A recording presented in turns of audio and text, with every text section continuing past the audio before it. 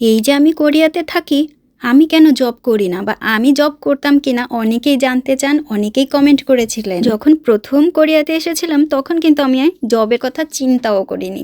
দেশে জব করেছিলাম কিনা, হ্যাঁ দেশে থাকতে জব করেছিলাম, একটা স্কুলের টিচার ছিলাম। তাহলে কোরিয়াতে এসে কেন জব করলাম না বা কোনো কাজ করলাম না? না, আমি আসলে কোরিয়াতে তো জব ভিসাতে আসিনি বা কাজ করার জন্য বা কখনো কোনো সময় চিন্তাও করিনি। ম্যারেজ ভিসাতে আসলাম। তারপরে যখন জিও হলো, আস্তে আস্তে দেখলাম যে অনেক ব্যস্ত। কোরিয়াতে থাকতে হলে কোরিয়ান ভাষাটা আপনাকে জানতেই হবে, সে আমি হই বা যেই হোক না কেন। অনেক অনেক কোরিয়ান নাগরিকরা আছেন যারা অন্যান্য দেশের, এই যে আমার মতো অনেক দেশেরই, মানে Bangladesh, Vietnam, China, Japan, Philippines, Nepal, Bhutan, অনেক দেশেরই মেয়েদেরকে বা ছেলেদেরকে বিয়ে করে থাকেন। কিন্তু বেশিরভাগ সময় দেখা যায় যে আমাদের সন্তানেরা কোরিয়ান ভাষাতে খুব কাঁচা হয়, উচ্চারণ ঠিক থাকে না, কোরিয়ান ভাষায় কথা বলতে বেশি একটা ভালো পারে না। এই সমস্যাগুলো প্রায় সময়ই নিউজে আসে। তাই ছোটোবেলা থেকেই সন্তানকে কোরিয়ান ভাষাটা শেখাতেই হবে। আর কোরিয়ান ভাষা শেখাতে হলে জিউকে তো আমি শেখাতে পারবো না, কারণ আমি নিজেই যেহেতু কোরিয়ান ভাষা শিখছি, মানে আমি তো কোরিয়াতে এসেই কোরিয়ান ভাষা শেখা আরম্ভ করেছিলাম। সেই জন্যই জিউর যখনই 17 থেকে 18 মাস হলো, তারপর থেকে জিউকে ডে কেয়ার সেন্টারে দেওয়া আরম্ভ করলাম। কারণ জিউকে কোরিয়ান ভাষায় পারদর্শী হতে হবে। কোরিয়ান ভাষায় না কথা বললে তো আর হবে না।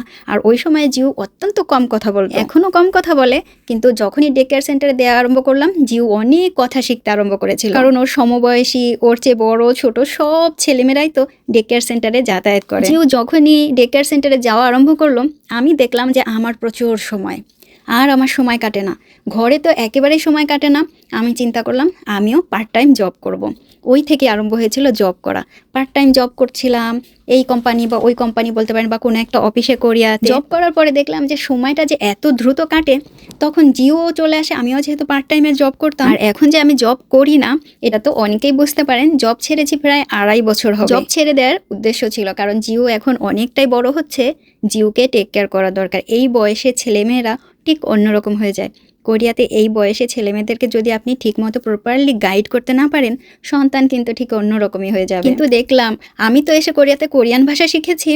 আমি অনেককেই দেখেছি কোরিয়াতে শুধুমাত্র অনেকেই আসেন জব করার জন্য, অনেকেই ম্যারেজ ভিসাতে এসে জবে চলে যান, জব করেন, চাকরি করেন, টাকা পয়সা ইনকাম করেন, মানে কোরিয়ান ওন ইনকাম করেন, যেন তাদের উদ্দেশ্যই ছিল যে এখানে এসে জব করবেন।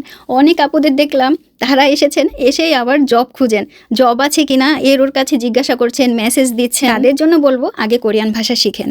কোরিয়ান ভাষা ভালো করে শিখলে পরে আপনার জন্য উন্নতি হবে, আপনার সংসারে বা আপনার সন্তানদের জন্য সবচেয়ে ভালো হবে। আর আমি এই 6টা লাইন কিনেছিলাম 526 টাকা দিয়ে, তাও আবার ডিসকাউন্টে।